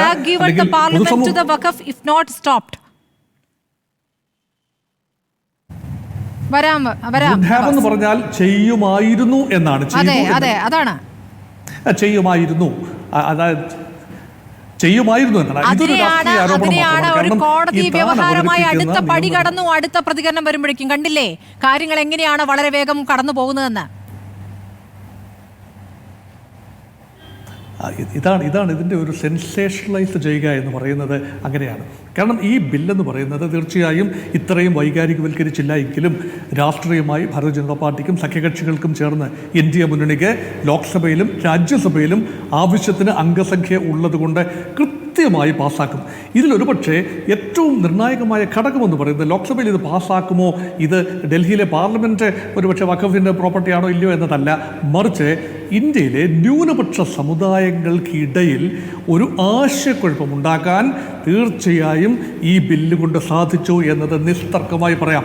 അതുകൊണ്ടാണ് KCBC കാത്തലിക് ബിഷപ്സ് കോൺഫറൻസും അതുപോലെ തന്നെ ഈ BCCI പിന്നെ ഇന്ത്യയിലെ മൊത്തത്തിലുള്ള മെത്രാൻ സമിതിയും കത്തോലിക്ക കേരളത്തിലെ മെത്രാൻ സമിതിയും രണ്ടും ഒരുപോലെ തന്നെ കോൺഗ്രസ് MP-മാരോട് ആവശ്യപ്പെട്ടിരിക്കുകയാണ്. പ്രത്യേകിച്ചും കേരളത്തിലെ കോൺഗ്രസ് MP-മാരോട് ആവശ്യപ്പെടുന്നു, നിങ്ങൾ ഈ ബില്ലിന് അനുകൂലമായി വോട്ട് ചെയ്യണം. അത് മാത്രമല്ല ഒരു ബിഷപ്പ് കുറച്ചുകൂടെ കടന്നു കയറി പറഞ്ഞു, 5 വ്യവസ്ഥകൾ ഈ ബില്ലിലെ 44 വ്യവസ്ഥകളുള്ളതിൽ 5 ഭേദഗതികൾ വ്യക്തമായി അതിന് അനുകൂലമായി വോട്ട് ചെയ്യണം എന്ന താല്പര്യം കത്തോലിക്ക സഭ പ്രകടിപ്പിച്ചിരിക്കുകയാണ്. അത് ഏതാണ്ട് ഔപചാരികമായി തന്നെ പ്രകടിപ്പിച്ചിരിക്കുകയാണ്. അതിനർത്ഥമെന്ന് പറയുന്നത് യഥാർത്ഥത്തിൽ ഈ ബില്ല് മൂവ് ചെയ്തവരുടെ മുന്നിൽ ഈ minority communities, Christian and Muslim minorities തമ്മിൽ പരസ്പരം ഈ കാര്യത്തിലെങ്കിലും യോജിപ്പില്ല. അതിന് മുനമ്പം ഒരു കാറ്റലിസ്റ്റായി മാറിയിരിക്കുന്നു എന്നതാണ് ഇതിന്റെ വിഷയത്തിൽ മാത്രം നോക്കിക്കൊണ്ടത് കാണുന്നത് എങ്ങനെയാണ് ഡോക്ടർ മോഹൻ വർഗീസ്? സഭാ നേതൃത്വങ്ങൾ അതെങ്ങനെയാണ് അങ്ങനെ കാണുക? സഭാ നേതൃത്വത്തിന്റെ സ്വത്തുക്കളുമായി ബന്ധപ്പെട്ടുകൂടി ഈ തരത്തിലുള്ള ഒരു ചർച്ചയുണ്ടാവുകയും അതിലൊരു നിയമം പാസ്സാക്കുകയും ചെയ്താൽ അത് സഭ അംഗീകരിക്കുമോ? ഇവിടെ ചർച്ച് ബില്ല് വന്നപ്പോൾ എങ്ങനെയായിരുന്നു പ്രതികരണം? എങ്ങനെയാണ് ചർച്ച് ബില്ലുമായി ബന്ധപ്പെട്ട നിലപാട് നമുക്കറിയാമല്ലോ. തീർച്ചയായും അവിടെയാണ് ഒരു ഇരട്ടത്താപ്പോൾ. ചർച്ചിനെ സംബന്ധിച്ചിടത്തോളം ചർച്ചിന് ആസ്തിവകകളുണ്ട്, വിദേശത്തു നിന്നും പണം വരുന്നുണ്ട്. ഇതെല്ലാം തന്നെ കർശനമായി പരിശോധിക്കപ്പെടുന്ന ഒരു സംവിധാനം, അതും ക്രൈസ്തവ ഇതരരായ ആളുകൾ നിയന്ത്രിക്കുന്ന ഭരണ സംവിധാനങ്ങൾ ഒരു രീതിയിലും ക്രൈസ്തവ സമൂഹം അംഗീകരിക്കുമെന്ന് കരുതാനാവില്ല.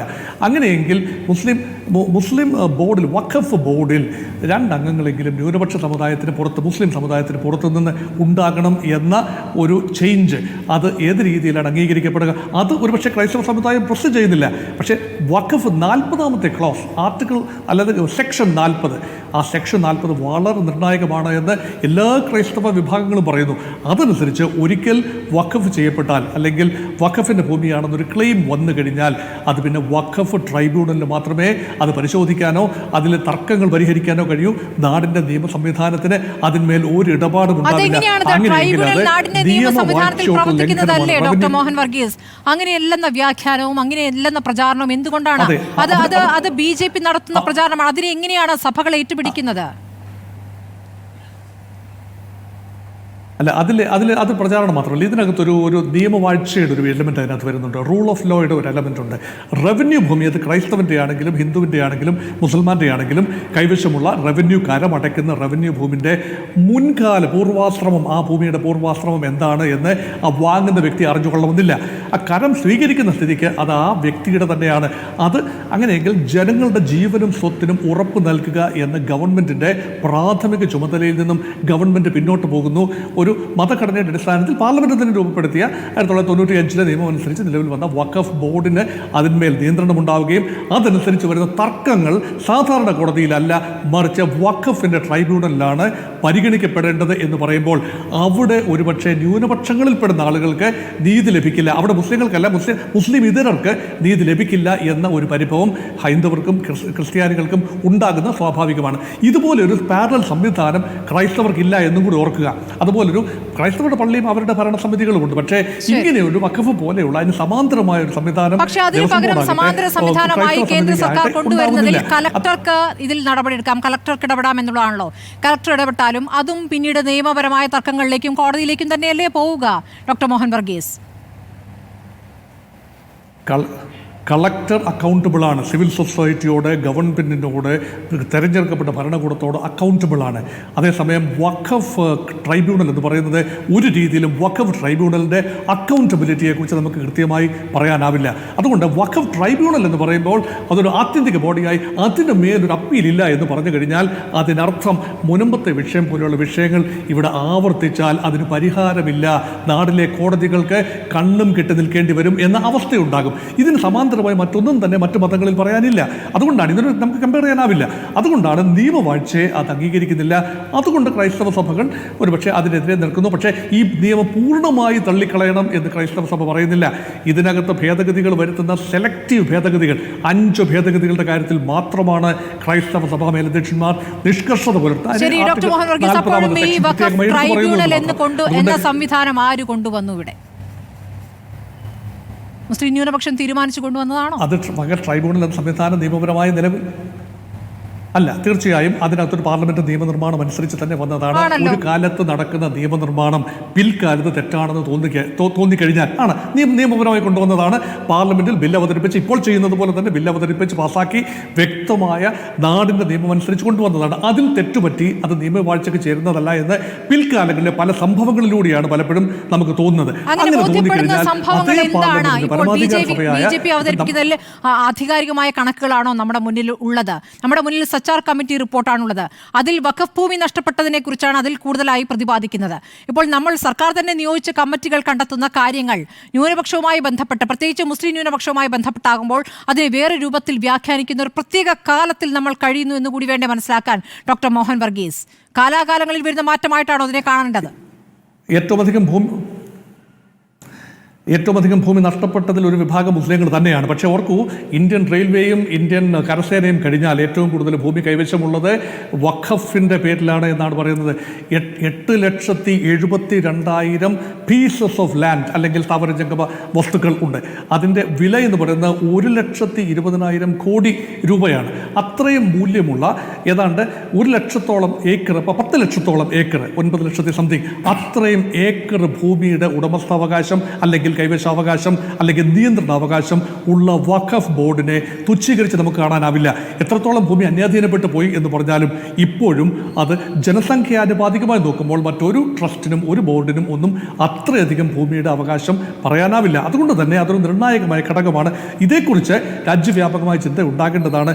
നാളുകളിൽ ഏതെങ്കിലും ഒരു പ്രദേശം, മുൻകാലങ്ങളിൽ പാർലമെന്റിന്റെ കാര്യം പറഞ്ഞതുപോലെ, അതുകൊണ്ടാണ് പാർലമെന്റിന്റെ കാര്യം കിരൺ റിജ്ജു ആവർത്തിച്ച് പറഞ്ഞതെന്നാണ് എനിക്ക് തോന്നിയത്. കാരണം ഇതൊരു തരം അതിശയോക്തി കലർന്ന ഒരു പ്രയോഗമായി എനിക്ക് തോന്നി. എങ്കിൽ പോലും ഇത് ചൂണ്ടിക്കാണിച്ചതിൻ്റെ പിന്നിലെ യുക്തി എന്ന് പറഞ്ഞാൽ നാളെ ശ്രീമതി സ്മൃതിയോ ഞാനോ ഇപ്പോൾ വസിക്കുന്ന ഒരു സ്ഥലത്തിൻ്റെ മേൽ വഖഫ് ഭൂമിയായിരുന്നു ഒരു കാലത്ത് എന്ന് പറഞ്ഞാൽ അത് അങ്ങനെ അല്ല എന്ന് തെളിയിക്കേണ്ട ചുമതല നമ്മുടെ മേൽ വന്നു വീഴും എന്നതുകൊണ്ട് അതിനകത്തൊരു ലെവൽ പ്ലേയിങ് ഫീൽഡ് ഉണ്ടാകണം എന്നതാണ് അതിൻ്റെ പോസിറ്റീവ്. ശരി, പി കെ നവാസ്, ഇതാണ് ഒരു പ്രധാനപ്പെട്ട പ്രശ്നമായി പറയുന്നത്, ട്രൈബ്യൂണലുമായി ബന്ധപ്പെട്ട് പറഞ്ഞിരിക്കുന്ന എതിരഭിപ്രായം. അതോടൊപ്പം ഈ പാർലമെന്റിന്റെ ഭൂമി എന്നത് ായി പറയുകയാണെങ്കിലും അതിൽ ഒളിഞ്ഞിരിക്കുന്ന ആശങ്ക എന്നുള്ളത് ഒരു മുസ്ലിം ന്യൂനപക്ഷത്തിന്റെ പ്രതിനിധി അല്ലെങ്കിൽ ലീഗിന്റെ പ്രതിനിധി എന്നതിൽ നിന്ന് മാറി നിന്ന് ചിന്തിക്കുമ്പോൾ അതിനെ എങ്ങനെയാണ് കാണുക?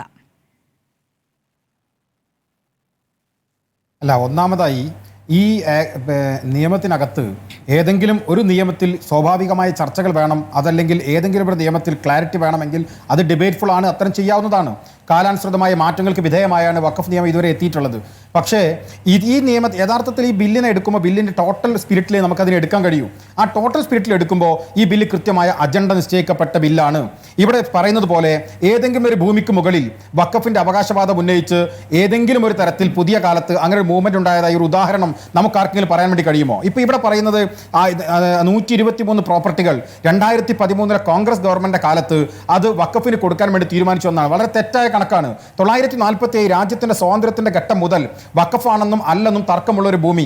ആ ഭൂമിയിൽ 123 പ്രോപ്പർട്ടികൾ ഗവൺമെന്റ് കയ്യിലുള്ള പ്രോപ്പർട്ടിയുമായി ബന്ധപ്പെട്ടുള്ള തർക്കത്തിൽ 970 വന്നിട്ടുള്ള ഗവൺമെന്റ് ഒരു കമ്മീഷൻ നിയമിക്കപ്പെടുകയും ആ കമ്മീഷൻ ഇത് വഖഫാണെന്ന് കണ്ടെത്തുകയും വീണ്ടും രണ്ടാമത്തെ കമ്മീഷൻ വെക്കുകയും രണ്ടാമത്തെ കമ്മീഷൻ അത് വഖഫായി കണ്ടെത്തുകയും 2013 സച്ചാർ കമ്മീഷൻ അത് ശരിവെച്ചുകൊണ്ട് വീണ്ടും സച്ചാർ കമ്മീഷൻ റിപ്പോർട്ട് വരികയും ചെയ്യുന്ന ഒരു സാഹചര്യത്തിലാണ് 2013 വഖഫ് എന്ന് പറയുന്ന ഈ 123 പ്രോപ്പർട്ടിയുമായി ബന്ധപ്പെട്ട ചർച്ച വരുന്നത്. അതിനെയാണ് മുൻകാലങ്ങളിലെ ചരിത്രങ്ങളൊക്കെ മാറ്റി നിർത്തി 2013 കോൺഗ്രസ് ഗവൺമെന്റ് ഭരിക്കുന്ന കാലത്ത് വഖഫ് നോട്ടിഫൈ ചെയ്തു എന്ന് പറയുന്ന രൂപത്തിലേക്ക് അവകാശവാദം ഉന്നയിച്ചു എന്ന് പറയുന്ന ഒരു തെറ്റായ കഥയെ, ഒരു പ്രൊപ്പഗണ്ടയെ ഇവർ ഉണ്ടാക്കിക്കൊണ്ടുവരുന്നത്. ഇത് തെറ്റാണ്. ഇപ്പൊ നേരത്തെ പറഞ്ഞല്ലോ, ഇത് പാർലമെന്റ് ഇത് വഖഫാണെന്ന് വാദം ഉന്നയിച്ചാൽ എന്ന് പറഞ്ഞു വരുന്നത് അത്തരം ഒരു നറേറ്റീവ് മാത്രമാണ്. അങ്ങനെ ഒരു വാദം ഉന്നയിച്ച് ഏതെങ്കിലും ഒരു തർക്കം രാജ്യത്ത് നടക്കുന്നുണ്ടോ? ഇപ്പൊ മുനമ്പം വിഷയം ഉൾപ്പെടെ നമുക്കറിയാം, അത് അതിന്റെ ചരിത്രത്തിലേക്ക് തരുമ്പോൾ അത് മുൻകാലങ്ങളിലുള്ള വാദങ്ങളാണ്. അപ്പോൾ ഇത്തരത്തിൽ ഇല്ലാത്തൊരു ഊഹക്കഥ ഉണ്ടാക്കുക. ഞാൻ ചോദിക്കട്ടെ സ്മൃതി, ഞാനും സ്മൃതിയും തമ്മിലൊരു തർക്കം ഉണ്ടായി. തർക്കം ഇല്ലാതെ തന്നെ സ്മൃതിക്കെതിരെ ഞാനൊരു പെറ്റീഷൻ ഇവിടുത്തെ പോലീസ് സ്റ്റേഷനിൽ കൊടുത്താൽ രാജ്യത്തെ IPC ഇപ്പോഴത്തെ നിയമപ്രകാരം സ്മൃതിയുടെ ബാധ്യതയാണ് കോടതിയിൽ നിങ്ങൾ നിരപരാധിയാണെന്ന് തെളിയിക്കൽ. അത് രാജ്യത്തിന്റെ എല്ലാ നിയമത്തിലും അത്തരം പ്രശ്നങ്ങളില്ലേ എന്ന് കരുതി ഒരു നിയമത്തെ പൂർണ്ണമായി പൊളിച്ചെടുക്കാൻ വേണ്ടി കഴിയുമോ? രാജ്യത്തിന്റെ നിയമം അനുസരിച്ച് തെരുവിൽ കഴിയുന്നു എന്നുള്ളത് സമരവുമായി കഴിയുകയാണെന്നുള്ള യാഥാർത്ഥ്യം അവിടെ നിൽക്കുകയാണ്. അവിടെ ഒരു മുതലെടുപ്പിന്റെ രാഷ്ട്രീയത്തിന് വഴിയൊരുക്കുന്ന സാഹചര്യം എങ്ങനെയാണ് സൃഷ്ടിക്കപ്പെടുന്നത്? ശരിയാണ്, വഖഫ് ബോർഡ് ആ ഭൂമിയിൽ അവകാശം ഉന്നയിച്ച് വന്നിട്ടില്ല. പക്ഷേ വഖഫ് സംരക്ഷണ സമിതി എന്നൊരു സംവിധാനം അവിടേക്ക് വരികയാണല്ലോ, നിയമയുദ്ധത്തിൽ ഏർപ്പെടുകയാണല്ലോ. അപ്പോൾ ഈ പറയുന്ന ഫറൂഖ് കോളേജ് ആയാലും ഇവരെ ഇറക്കി വിടുന്ന രൂപത്തിലുള്ള ഒരു നിലപാടിലേക്കൊന്നും പോകുന്നില്ല. പക്ഷേ എന്താണ് സംഭവിക്കുന്നത്? ഒരു സംരക്ഷണ സമിതി അവിടേക്ക് എത്തുകയാണ്. ഈ തരത്തിൽ സമരഭൂമിയായി അത് മാറുന്നു. അവരുടെ നിലപാട് ഈ യഥാർത്ഥത്തിൽ ഈ വഖഫുമായി ബന്ധപ്പെട്ട വേറൊരു നിലപാടിലേക്ക് അവർക്ക് എത്താൻ സാധിക്കുന്നു. അപ്പോൾ ഇതെങ്ങനെയാണ് അത് സംഭവിക്കുന്നത്? ഇതിനുള്ള സാഹചര്യം കൂടുതൽ ഒരുങ്ങില്ലേ? ഇതൊരു മുരമ്പത്തിൽ മാത്രം നിൽക്കുമോ? ഞാൻ നേരത്തെ പറഞ്ഞ പോലെ ഇത് നേരത്തെ തന്നെ കോൺട്രവേഴ്സറിയുള്ള അല്ലെങ്കിൽ വ്യവഹാര തർക്കങ്ങളുടെ ഭൂമി ആയതുകൊണ്ടാണ് അത്തരമൊരു ചർച്ച ഉയർന്നു വന്നത്. അതിൽ മുസ്ലിം ലീഗ് പാർട്ടിയും കേരളത്തിലെ മുസ്ലിം സംഘം എടുത്ത സ്റ്റാൻഡ്, സ്മൃതി ഉൾപ്പെടെ എല്ലാവരും നിരന്തരമായി പറഞ്ഞതാണ്, ഈ ബില്ലും മുനമ്പവും തമ്മിൽ കൂട്ടിക്കെട്ടാനുള്ള ഒരു ചർച്ച പോലും ഞങ്ങൾ താല്പര്യപ്പെടുന്നില്ല. കാരണം ഇത് രണ്ടും കൂട്ടിക്കെട്ടുക സാധ്യ പോലുമല്ല. ഇന്ന് ഇവിടെ നിയമം പാർലമെന്റിനകത്ത് അവതരിപ്പിക്കപ്പെട്ട BJPയുടെ മന്ത്രി ഉൾപ്പെടെ മുനമ്പത്തിന്റെ പേര് വെക്കുന്നത് ഈ ചർച്ചയെ ഡൈവേർട്ട് ചെയ്ത് വിടാൻ വേണ്ടിയിട്ടാണ്. അങ്ങനെ ഡൈവേർഷനിലേക്ക് ഞങ്ങൾ ആഗ്രഹിക്കുന്ന ഇല്ല. ഞാൻ ഒറ്റ വാക്കിൽ അതിന് മറുപടി പറയുന്നു. മുനമ്പുമായി ബന്ധപ്പെട്ട വിഷയത്തിൽ നേരത്തെ പറഞ്ഞതുപോലെ പാർലമെന്റോ വിമാനത്താവളമോ പോലുള്ള രസികമായ തമാശകൾ പറഞ്ഞ രൂപത്തിൽ എടുക്കേണ്ട ഒരു കാര്യമല്ല. അത് നേരത്തെ പറഞ്ഞ പോലെ വളരെ നേരത്തെ തന്നെ പരാതികളും വ്യവഹാരങ്ങളുമുള്ള ഒരു പ്രശ്നത്തിനിടയിൽ ഈ അടുത്ത കാലത്ത് ഉയർന്നു ആ വ്യവഹാരങ്ങൾ വീണ്ടും ആ ചർച്ചകൾ ഉയർന്നു വന്നു എന്നത് മാത്രമാണ് മുനമ്പം വിഷയത്തിൽ ഉണ്ടായത്. മുനമ്പത്തെ വിഷയത്തിൽ മുസ്ലിം ലീഗ് പാർട്ടി കൃത്യമായ നിലപാട് പറഞ്ഞിട്ടുണ്ട്. അവിടെ നിൽക്കുന്ന ജനങ്ങൾ അതിൽ ഈ നിയമപരമായ പരിഹാരമല്ല, സർക്കാർ ഇടപെട്ട് പരിഹാരം ഉണ്ടാക്കണം, ജനങ്ങൾക്ക് സ്വസ്ഥമായി അവിടെ തന്നെ ജീവിക്കാവുന്ന സാഹചര്യം ഉണ്ടാകണം എന്ന് വളരെ കൃത്യമായി മതസംഘടനകളും രാഷ്ട്രീയ പാർട്ടികളും ഒക്കെ നിലപാട് പ്രഖ്യാപിച്ച കാര്യമാണ്. ശരി, അഡ്വക്കേറ്റ് ശ്രീ പത്മനാഭൻ, ഇതിൽ ജനാധിപത്യപരമായൊരു ചർച്ച, ഒരു തീരുമാനത്തിലേക്ക് എത്താൻ കഴിയാത്തത് എന്തുകൊണ്ടാണ്? പ്രതിപക്ഷം പറയുന്നു യഥാർത്ഥത്തിലുള്ള ചർച്ച യഥാർത്ഥത്തിൽ നടന്നിട്ടില്ല എന്ന്. ഇപ്പോൾ JPC-യിൽ ചർച്ച നടന്നു എന്ന് പറയുമ്പോൾ JPC-യിൽ 500 ഭേദഗതികൾ പ്രതിപക്ഷം കൊണ്ടുവന്നു. അതൊന്നുപോലും തൊടാതെ ഭരണപക്ഷത്തിന്റെ മാത്രം ഭേദഗതികൾ ഇട്ടുകൊണ്ടാണ് അത് നിയമമാക്കാനൊരുങ്ങുന്നത്. അതുകൊണ്ടാണ് ഇത് യഥാർത്ഥ ചർച്ചയല്ല എന്ന് പ്രതിപക്ഷം പറയുന്നത്.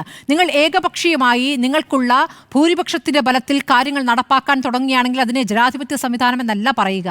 ശ്രീ പത്മനാഭൻ, ഞാൻ ചർച്ചകളിൽ വന്ന് നുണ പറയാറില്ല. ഞാൻ സച്ചാർ കമ്മിറ്റി റിപ്പോർട്ട് വായിച്ചു തരാം. Sachar committee report that annual income from 4.9 lakhs registered Waqf property yields income of only 163 crore at 2.7 return. However, with efficient and marketable use, this property could generate a return of 12,000 crore per annum at 10% return. According to WAMSI, there are currently 8,72,320 Waqf properties, and the annual returns are expected to be significantly higher than what was anticipated. അതായത് നിങ്ങൾ ആലോചിച്ച് നോക്കൂ, 8,72,000 ശിഷ്ടം പ്രോപ്പർട്ടികൾ എണ്ണം, 9 ലക്ഷം ഏക്കറ, കിട്ടുന്നത് 163 കോടി രൂപ. സച്ചാർ കമ്മിറ്റി പറയുന്നത് മര്യാദയ്ക്ക് ഉപയോഗിച്ചാൽ 12,000 കോടി കിട്ടാമെന്നാണ്. ഇനി ഇവിടെ ഒരു തർക്കം, അല്ല ഒരു സംശയം, തർക്കമല്ല, നിങ്ങൾ തമ്മിൽ പറഞ്ഞു ട്രൈബ്യൂണൽ മോശമാണ്. ട്രൈബ്യൂണൽ മോശമല്ല Smriti. Tribunal is a court headed by a district judge. Kerala ഹൈക്കോടതി അപ്പോയിൻറ്റ് ചെയ്യുന്ന ഒരു സിറ്റിംഗ് ജില്ലാ ജഡ്ജിൻ്റെ ട്രൈബ്യൂണലാണ്. അതിലൊരു തെറ്റുമില്ല, അവിടെ കാര്യങ്ങൾ വൃത്തിയിൽ നടക്കുന്ന സ്ഥലമാണ്. അതൊരു ജില്ലാ കോടതിയാണ്. പ്രശ്നം എവിടെ അറിയോ? സെക്ഷൻ 40-ലാണ്. സെക്ഷൻ 40 എന്താ പറയുന്നത്? എൻ്റെ ഭൂമി വക്കഫാണെന്ന് വക്കഫിന് തോന്നിയാൽ വക്കഫ് നോട്ടീസ് അയക്കും. ഇപ്പം എൻ്റെ അടുത്ത് കുറേ ആൾ വന്നു ചാവക്കാട്ടുനിന്ന്, സാമൂതിരിപ്പാടിൻ്റെ പണ്ടാര ഭൂമി, അത് സാമൂതിരിപ്പാട് ഒരു നായർ തറവാടിന് പതിച്ചു കൊടുത്തു. അവരത് ഭാഗം ചെയ്തപ്പോൾ വിറ്റ് ഇപ്പം ക്രിസ്ത്യാനികൾ, മുസ്ലിങ്ങൾ, ഹിന്ദുക്കൾ എല്ലാവരും ഉണ്ട്. സാമൂതിരിപ്പാടിൻ്റെ പണ്ടാര ഭൂമി ഇപ്പോൾ വക്കഫ് നോട്ടീസ് അയച്ചിരിക്കുക. അതിൽ 3-4 ആൾ എൻ്റെ അടുത്ത് വന്നു. ഇപ്പോൾ കോഴിക്കോട്ട് കോടതിയിലും വക്കഫ് ബോർഡിലും ഒക്കെ കേസാണ്. ഈ വക്കഫ് നോട്ടീസ് അയച്ചാൽ ആദ്യം പോകേണ്ടത് എവിടെ അറിയോ? വക്കഫ് ബോർഡിലാണ്. ആരാണോ നോട്ടീസ് അയച്ചത് അവിടെ പോയി തെളിയിക്കണം എന്ത് എൻ്റെ ഭൂമിയാണെന്ന്. ഇന്ത്യയിലെ നിയമ സംവിധാനം, അതായത് ബ്രിട്ടീഷുകാരുടെ നിയമ സംവിധാനത്തിൻ്റെ തുടർച്ച, ഈ ഇന്ത്യയിലെ നിയമ സംവിധാനം, ഇന്ത്യൻ ജൂറിസ്പ്രൂഡൻസിൻ്റെ അടിസ്ഥാന തത്വം എന്താ അറിയോ? One who alleges has to prove. ആരോപിക്കുന്നവൻ തെളിയിക്കണം. നേരത്തെ പറഞ്ഞല്ലോ, ഞാൻ പരാതി കൊടുത്ത സ്മൃതി നിരപരാധിയാണ്, സ്മൃതി തെളിയിക്കണമെന്ന്. അത് എവിടുത്തെ ന്യായ? ഞാൻ സ്മൃതിക്കെതിരെ പരാതി തന്നാൽ ഞാനും പോലീസും കോടതിയിൽ തെളിയിക്കണം സ്മൃതി കുറ്റവാളിയാണ്, അല്ലാതെ സ്മൃതി നിരപരാധിയാണ് സ്മൃതി തെളിയിക്കുകയല്ല. ഈ ഇന്ത്യ രാജ്യത്ത് ഒരേ നിയമം, ഒരേ ഒരു നിയമം. അവർക്ക് നോട്ടീസ് അയച്ചാൽ മതി, നമ്മൾ പോയി തെളിയിക്കണം നമ്മുടെ ഭൂമിയാണ്. വക്കഫ് ബോർഡിൽ തോറ്റാൽ വക്കഫ് ട്രൈബ്യൂണൽ, അവർ ജില്ലാ ജഡ്ജാണ്. വളരെ സത്യസന്ധമായി കാര്യക്ഷമമായി പ്രവർത്തിക്കുന്ന ഒരു ജില്ലാ ജഡ്ജിയാണ്. ഇനി അവിടെ കഴിഞ്ഞാൽ എന്താ ചെയ്യുക? അവിടെ കഴിഞ്ഞാൽ സെക്ഷൻ 40 പറയുന്നു ദി ഓർഡർ ഈസ് ഫൈനൽ. ആ ഉത്തരവ് ഫൈനലാണ്. ഹൈക്കോടതി പോയിക്കൂടാ, സുപ്രീം കോടതി പോയിക്കൂടാ. പിന്നെ റിട്ട് ജൂറിസ്ഡിക്ഷൻ വെച്ച് പോകണം ഹൈക്കോടതിയിൽ, അല്ലെങ്കിൽ സുപ്രീം കോടതിയിൽ SLP കൊടുക്കണം. ഈ സിവിൽ നിയമത്തിൽ the powers of A high court in A writ petition is very limited. ഒരു സിവിൽ കേസിൽ ഹൈക്കോടതിക്ക് റിട്ട് ഫയൽ ചെയ്യുമ്പോഴുള്ള അധികാരം പരിമിതമാണ്. ഒരു സിവിൽ അപ്പീൽ കേൾക്കും പോലെ അപ്പീൽ കോടതി ആവില്ല. സുപ്രീം കോടതിക്കും പ്രശ്നങ്ങളുണ്ട്. സുപ്രീം കോടതിയിൽ പിന്നെ SLP ആണ്, പോട്ടെ. അപ്പോൾ ഹൈക്കോടതിയിൽ ഒരു അപ്പീൽ, ഒരു ന്യായമായ ഫസ്റ്റ് അപ്പീൽ, ഇവിടെ മുൻസിഫ് കോടതിയിൽ കേസ് തോറ്റാൽ ജില്ലാ കോടതിയിൽ അപ്പീൽ പോവാം, ഒരു അപ്പീൽ. രണ്ടാമത്തെ അപ്പീലാണ് ഹൈക്കോടതിയിൽ. ഫസ്റ്റ് അപ്പീൽ പോലും ഇല്ല. ഇതാണ് സെക്ഷൻ 40 എന്ന മാരകമായ നിയമം. ഈ ലോകത്തിങ്ങനെ ഒരു നിയമമില്ല. പട്ടാള ഭരണമുള്ള നോർത്ത് കൊറിയയിലെ എന്തോ ഒരു ചങ്ങാതിയില്ല, അവിടെയൊക്കെ ഉണ്ടാവും ചിലപ്പം. ഇന്ത്യ പോലത്തെ ഒരു ജനാധിപത്യ രാജ്യത്ത് നമ്മൾ ആരോപിച്ചാൽ നമ്മളല്ല തെളിയിക്കേണ്ടത്. നമ്മൾ ആർക്കെതിരെയാണോ ആരോപിക്കേണ്ടത് അവൻ വന്ന് തെളിയിക്കണം അവൻ നിരപരാധിയെന്ന്. ഇനി അവന് ടപ്പീലുമില്ല. ഇതാണ് പ്രശ്നം. സെക്ഷൻ 40 എന്ന ഭീകര വകുപ്പ് കോൺഗ്രസ്സുകാർ കൊണ്ടുവന്നത്. ഈ ചർച്ചയിൽ കോൺഗ്രസ്സുകാരില്ല. എനിക്ക് അവരോടാ ചോദിക്കാനുള്ളത്, നിങ്ങൾ എന്ത് കണ്ടിട്ടാണ് ഈ സെക്ഷൻ 40 കൊണ്ടുവന്നത്? ഈ സകല വൃത്തികേടും കാണിച്ചത് കോൺഗ്രസ്സുകാരാണ്. അവരാണ് ഈ കുത്തിത്തിരിപ്പ് മുഴുവൻ ഉണ്ടാക്കിയത്. ഈ കോൺഗ്രസ്സുകാർ കൊണ്ടുവന്ന സെക്ഷൻ 40. ഇനി വേറൊരു രസം, സെക്ഷൻ 50 വക്കഫിൻ്റെ ഒരു ബിൽഡിങ്ങിൽ ഞാനൊരു വക്കീൽ ഓഫീസ് നടത്തുകയെന്ന് കൂട്ടുക വാടകയ്ക്ക്. ഞാൻ 2 മാസം വാടക കെട്ടിയില്ല, എന്തോ സാമ്പത്തിക ബുദ്ധിമുട്ട് കൊണ്ട്. എന്നെ പിടിച്ച് ജയിലിലിടാം. ലോകത്തെവിടെയെങ്കിലും ഉണ്ടോ? റെന്റ് കൺട്രോൾ ആക്ട് പ്രകാരം വാടക കൊടുത്തിട്ടില്ലെങ്കിൽ, 3 മാസം വാടക കൊടുത്തിട്ടില്ലെങ്കിൽ RCP ഫയൽ ചെയ്യണം. അത് സിവിൽ നടപടിയാണ്, ക്രിമിനൽ നടപടിയല്ല. വഖഫ് ബോർഡിൻ്റെ ഭൂമി മാത്രമാണെങ്കിൽ, അവരുടെ ബിൽഡിംഗ് ആണെങ്കിൽ ക്രിമിനൽ നടപടി. ഇങ്ങനെ ഇന്ത്യയിലെ ഒരു വിഭാഗത്തിലുമില്ലാത്ത, ഒരു കാര്യത്തിലുമില്ലാത്ത, കേട്ടാൽ ചിരിക്കുന്ന ബാബാ സാഹേബ് അംബേദ്കർ ഉണ്ടായിരുന്നെങ്കിൽ ഇവരെ തല്ലിക്കൊല്ലുമായിരുന്നു. അത്രയ്ക്കും വൃത്തികെട്ട രീതിയിൽ ഈ നിയമം നിർമ്മിച്ച കോൺഗ്രസ്സുകാരാണ് ഇതിന് ഉത്തരവാദി. അവരിവിടെ ഇല്ല. അതാണ് എൻ്റെ വിഷമം. ശരി, നവാസിന് മറുപടി പറയാൻ പറ്റുമെങ്കിൽ നവാസ് മറുപടി പറയുക, അതിനുശേഷം അരുണിലേക്ക് പോകണം. അല്ല ശ്രീ സ്മൃതി, അദ്ദേഹം ഇപ്പോൾ പറയുന്നത് ഈ പിന്നെ വഖഫ് നിയമവുമായി ബന്ധപ്പെട്ട സെക്ഷൻ 40യെ കുറിച്ച് മാത്രമാണ്. Section ഞാൻ 40, ചോദിക്കട്ടെ, Section 50. അങ്ങനെയാണെങ്കിൽ നിങ്ങൾക്ക് അതിലാണ് കൺസേൺ ഉള്ളത്, അതിൽ കൂടുതൽ ഡിബേറ്റ്ഫുൾ ആണ് ഞങ്ങൾ ചർച്ച. അതെ ഞാൻ പറയുന്നത് 40 50 അവർ പറയട്ടെ. ഞാൻ ചോദിക്കുന്നത് അങ്ങനെയാണെങ്കിൽ നിങ്ങൾ എന്തിനാ ഇതിൽ ഞാൻ വഖഫ് ചെയ്യണമെങ്കിൽ 5 വർഷം ഞാൻ മുസ്ലിം നിയമം അല്ലെങ്കിൽ മുസ്ലിം വിശ്വാസപ്രകാരം പ്രാക്ടീസ് ചെയ്യുന്ന ഒരാളാകണം എന്നൊരു പരിഷ്കാരം നിങ്ങൾ കൊണ്ടുവരുന്നത് എന്തിനാണ്? എങ്ങനെ നിങ്ങൾക്ക് തെളിയിക്കാൻ വേണ്ടി കഴിയുക? പോട്ടെ, എൻ്റെ പിതാമഹന്മാർ നൽകിയിട്ടുള്ള വഖഫ്, ആ വഖഫ് എനിക്ക് തിരിച്ചടക്കാവുന്ന നിയമം എന്തിനാണ് നിങ്ങൾ കൊണ്ടുവന്നത്? അപ്പോൾ ഏതെങ്കിലും ഒരു പോയിന്റിൽ നിങ്ങൾക്കുള്ള ഏതെങ്കിലും വാദം കൃത്രിമമായി ഉണ്ടാക്കി അതിന്മേൽ മാത്രം ചുറ്റിപ്പറ്റി നിൽക്കാനാണ് നിങ്ങൾ താല്പര്യപ്പെടുന്നത്. ഞാൻ ചോദിക്കുന്നത് ഇതിന്റെ മുഴുവൻ സ്പിരിറ്റ് എടുത്ത് പരിശോധിച്ചാൽ ആ പരിശോധനയിൽ തീർത്തും വ്യക്തമാകുന്ന ഒരു കാര്യമുണ്ട്. വഖഫ് സ്വത്തുക്കൾ നിങ്ങൾക്ക് താല്പര്യമുള്ള ആളുകൾക്ക് അത് കൈകടത്താൻ കഴിയും വിധമാണ് ഇത് പാകപ്പെടുത്തിയത്. നേരത്തെ CPM പ്രതി അരുൺകുമാർ പറഞ്ഞൊരു വാദമുണ്ടല്ലോ, സ്റ്റേറ്റിന്റെ അധികാരത്തെ മുഴുവൻ എടുത്തുകൊണ്ടുപോകാൻ എന്ന് വെച്ചാൽ ഉത്തരേന്ത്യ ഭരിക്കുന്ന മുഴുവൻ BJP ഗവൺമെന്റുകളാണ്. ആ ഗവൺമെന്റുകൾക്ക് ഈ സ്വത്തുക്കൾക്ക് മുകളിൽ കൈവക്കാൻ കഴിയുന്ന, അതിനെ മുഴുവൻ കാൽവൽക്കരിക്കാൻ കഴിയുന്ന ഒരു അജണ്ടയിലേക്ക് ഇതിനെ കൊണ്ടെത്തിക്കാൻ വേണ്ടി കഴിയുന്നു. ഇതിൽ ആവർത്തിച്ച് പറയുന്നത് സംസ്ഥാന സർക്കാരിനാണ് ഇതിൽ അംഗങ്ങളുടെയൊക്കെ നിയമനാധികാരം. അവിടെ ഒരു അവിഹിത ഇടപെടലും കേന്ദ്രം നടത്തില്ലത്രേ. അത് അദ്ദേഹം പറയട്ടെ. അപ്പൊ അതിന്റെ മുകളിലുള്ള ട്രിബ്യൂണലോ, നാഷണൽ ട്രിബ്യൂണലോ, അന്തിമ തീരുമാനം അവിടെ നിന്നല്ലേ ഉണ്ടാകേണ്ടത്? ഇനി ഈ നിയമിക്കേണ്ട സംസ്ഥാന സർക്കാർ നിയമിച്ചാൽ ഉത്തരേന്ത്യയിലെ സംസ്ഥാനം, ഞാൻ പറഞ്ഞത് ഉത്തരേന്ത്യയിൽ ഭരിക്കുന്ന നിലവിലെ BJP ഗവൺമെന്റ്, UP എടുക്കാം നമുക്ക്, UP ഉദാഹരണം എടുക്ക്. യോഗി ആദിത്യനാഥ് മുഖ്യമന്ത്രി എങ്ങനെയാണ് നിയമത്തെ നഗ്നമായി വലിച്ചു കീറുന്നത് നമ്മൾ കാണുന്നതല്ലേ? അദ്ദേഹത്തെ പോലെ ഒരു മുഖ്യമന്ത്രി നിൽക്കുന്ന ഒരു സ്റ്റേറ്റിനകത്ത് അവിടുത്തെ വഖഫുമായി ബന്ധപ്പെട്ട് തീരുമാനം കൽപ്പിക്കാൻ വേണ്ടി ഗവൺമെന്റ് ഒരാളെ നോമിനേറ്റ് ചെയ്യും, ഒരാളെ തീരുമാനിക്കുമെന്ന് പറഞ്ഞാൽ എത്തരത്തിലുള്ള ആളായിരിക്കും അത് തീരുമാനിക്കാൻ വേണ്ടി വരിക? അതിന്റെ ഹെഡിൽ കളക്ടറോ അല്ലെങ്കിൽ കളക്ടർക്ക് പകരമായി ഗവൺമെന്റ് ഒരു ഉദ്യോഗസ്ഥനെ നിയമിക്കും എന്നിവർ പറഞ്ഞാൽ ആ നിയമിക്കുന്ന ഉദ്യോഗസ്ഥൻ എത്തരത്തിലുള്ള ഉദ്യോഗസ്ഥനായിരിക്കും? നമുക്കറിയാലോ, എമ്പുരാൻ സിനിമയിലെ ചരിത്രത്തെ ഓർക്കുമ്പോൾ അത് സെൻസർ ചെയ്യാൻ, കട്ട് ചെയ്യാൻ വേണ്ടി സെൻസർ ബോർഡ് അംഗങ്ങൾ ഇറങ്ങുന്ന ഒരു കാലത്ത്, അതല്ലെങ്കിൽ രാജ്യത്തുണ്ടാകുന്ന ചാനലുകൾക്ക് മുകളിൽ ചാനലുകൾക്ക് BBC ചാനലുകൾ ഉൾപ്പെടെ റെയ്ഡ് ചെയ്യുന്ന ഒരു സാഹചര്യം ഉണ്ടായത് നമുക്ക് ബോധ്യമുണ്ട്. അപ്പോൾ ഈ മെഷീനറികൾ മുഴുവൻ കഴിവിലുള്ള ഒരു ഗവൺമെന്റ്, ആ കയ്യിലുള്ള ഗവൺമെന്റ് ഞങ്ങൾ ഒരാളെ കൊണ്ടുവെക്കുമെന്ന് പറഞ്ഞാൽ അതൊരു ജനാധിപത്യ രീതിയിലാകുമെന്ന് വിശ്വസിക്കാൻ നിലവിലെ ഭരണകൂടത്തിന്റെ കീഴിൽ സ്മൃതി എനിക്കും നിങ്ങൾക്കും സാധ്യമാണോ? ഒരു സാധാരണ മലയാളിക്ക് അത് സാധ്യമാണോ? രാജ്യം ഭരിക്കുന്ന ഭരണകൂടം ഞങ്ങൾ ഉദ്ദേശിക്കുന്ന ഒരു ഉദ്യോഗസ്ഥനാണ് അത് തീരുമാനിക്കുക എന്ന് പറയുന്നിടത്ത് തന്നെ അവിടെ താല്പര്യം വ്യക്തമാണ്. ഇവരുടെ താല്പര്യങ്ങൾ മുഴുവൻ, അജണ്ടകൾ മുഴുവൻ നടപ്പിലാക്കാൻ പൊതുപ്പും പുന്നലും വെച്ച് ഒരു ബില്ലുണ്ടാക്കി കൊണ്ടുവന്നതാണ്. ഇതിന്റെ ടോട്ടൽ സ്പിരിറ്റ് പരിശോധിച്ചാൽ തീർച്ചയായും ഞാൻ നേരത്തെ പറഞ്ഞതുപോലെ മുസ്ലിം സമുദായത്തിന്റെ എന്നല്ല, ഞാൻ അടിവരയിട്ട് പറയുന്നു, ഇന്ന് ഇരയാകുന്ന മുസ്ലിം സമുദായമായിരിക്കാം നാളെ ഇതിന്റെ ഇരയായി വരിക.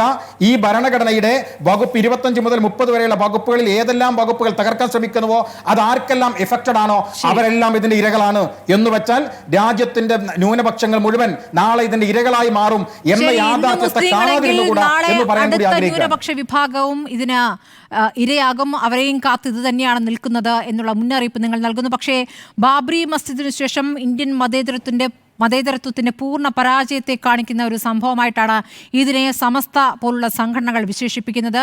അതിൽ CPM-ന്റെ അഭിപ്രായം അറിയണം. Advocate K. സരൺകുമാർ, ഞാൻ നേരത്തെ ചോദിച്ചത് ഈ ബാബറി മസ്ജിദിന് ശേഷം ഇന്ത്യൻ മതേതരത്വത്തിന്റെ പൂർണ്ണ പരാജയത്തെ കാണിക്കുന്ന സംഭവമായിട്ടാണ് ഇതിനെ സമസ്ത കാണുന്നത്. എങ്ങനെ പ്രതികരിക്കുന്നു? CPM-നും അതേ അഭിപ്രായമുണ്ടോ? അതെ, ആദ്യം ഞാൻ സൂചിപ്പിച്ചതുപോലെ ഒരു മൈനോറിറ്റി കമ്മ്യൂണിറ്റി എന്നതിന്റെ എല്ലാ അസ്തിത്വം ഇല്ലാതാക്കുക. ഇന്ന് മുസ്ലിം ആണെങ്കിൽ നാളെ ക്രിസ്ത്യാനി, മറ്റന്നാൾ അടുത്ത മൈനോറിറ്റി. അത്തരത്തിൽ ഒരു ദീർഘകാല ലക്ഷ്യത്തോടെ തന്നെയാണ് RSS ഇതിൽ ഇടപെട്ടിരിക്കുന്നത്.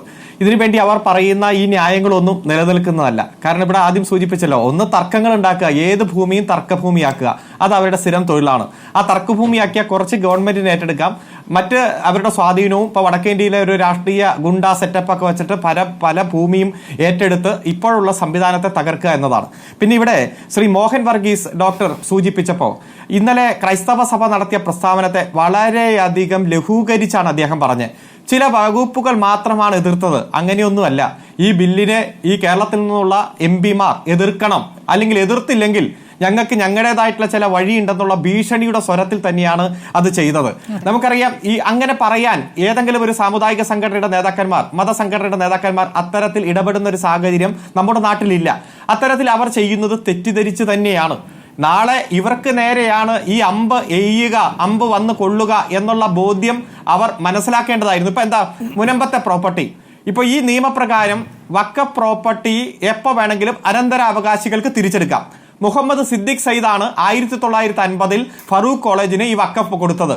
ഇപ്പോ മുഹമ്മദ് സിദ്ദിഖ് സയ്യിദിന്റെ പിൻഗാമികൾ വന്നിട്ട് ഇന്ന് പാസ്സാകാൻ പോകുന്ന നിയമത്തിന്റെ അടിസ്ഥാനത്തിൽ അങ്ങ് തിരിച്ചെടുക്കാൻ ശ്രമിച്ചാൽ അവിടെ താമസിക്കുന്ന ആയിരക്കണക്കിന് ആളുകൾ എന്തു ചെയ്യും? ഇത് വഖഫ് പ്രോപ്പർട്ടിയാണെന്ന് കണ്ടെത്തിയാലും പ്രശ്നം, കണ്ടെത്തിയില്ലെങ്കിലും പ്രശ്നം. അത്തരത്തിൽ കൂടുതൽ സങ്കീർണതയിലേക്ക് ഇവിടത്തെ ജനങ്ങളെ തള്ളിവിടുന്ന നിയമനിർമ്മാണം തന്നെയാണ് നടത്തിയിരിക്കുന്നത്.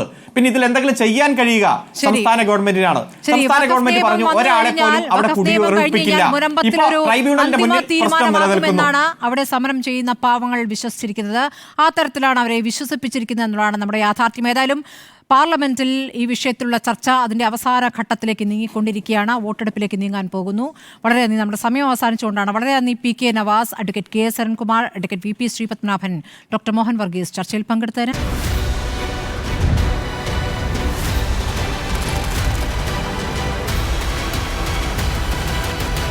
ഡിബേറ്റ് വിത്ത് സ്മൃതി പരുത്തിക്കാട്.